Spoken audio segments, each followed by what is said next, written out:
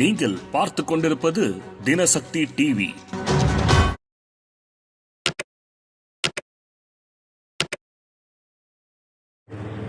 வயதாகும்போது தூக்கம் ஏன் குறைகிறது?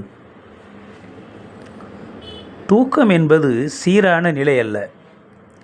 லேசான தூக்கம், ஆழ்ந்த தூக்கம் மற்றும் விரைவான கண் இயக்க தூக்கம் உள்ளிட்ட பல்வேறு சுழற்சி நிலைகளை கொண்டது.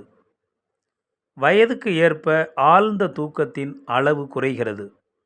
அதே நேரத்தில் லேசான தூக்கம் முக்கியத்துவம் பெறுகிறது. இந்த மாற்றம் நிகழ பல்வேறு காரணங்கள் இருக்கின்றன. தூங்கும்போது திடீரென ஏதேனும் சத்தம் கேட்டு எழுவது, அசௌகரியமாக உணர்வது, அறையின் வெப்பநிலை மாறுவது உள்ளிட்ட காரணங்கள் வயதானவர்களை எளிதில் விழித்தெழ வைத்து விடுகிறது. அவர்கள் இரவு முழுவதும் பலமுறை விழித்து பின்பு தூங்கும் நிலைக்கு தள்ளப்படலாம். பொதுவாகவே நடுத்தர வயதுக்கு பிறகு தூங்கும் கால அளவு 10 நிமிடங்கள் குறையக்கூடும். 60 வயதை கடக்கும்போது சுமார் 10 ஆண்டுகள் வரை 2% தூக்கத்தின் அளவு குறையக்கூடும் என்பது ஆய்வின் மூலம் தெரிய வந்துள்ளது. தூக்கத்தை ஒழுங்குபடுத்துவதில் ஹார்மோன்கள் முக்கிய பங்கு வகிக்கின்றன. அதிலும் வயதாகும்போது மாலையில் மெலோடோனின் ஹார்மோன் முன்கூட்டியே வெளியிடப்படுவதால் தூக்க நேரத்தை பாதிக்கிறது. தூங்கும் கால அளவையும் குறைத்து விடுகிறது. அத்துடன் ஆழ்ந்த தூக்கத்தை ஆதரிக்கும் வளர்ச்சி ஹார்மோன் மற்றும் டெஸ்டிரோடின் போன்ற ஹார்மோன்களும் வயதுக்கேற்ப குறைகின்றன.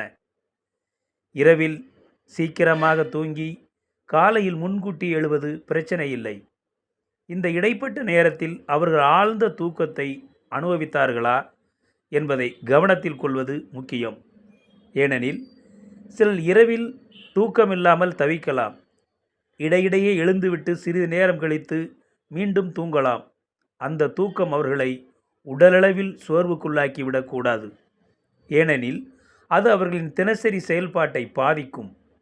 சோர்வு மட்டுமின்றி எரிச்சல் அல்லது பகலிலே கவனம் செலுத்துவதில் சிக்கல் ஏற்பட்டால் அது வயது தொடர்பான தூக்கமின்மை பிரச்சனைக்கு வழிவகுக்கலாம்.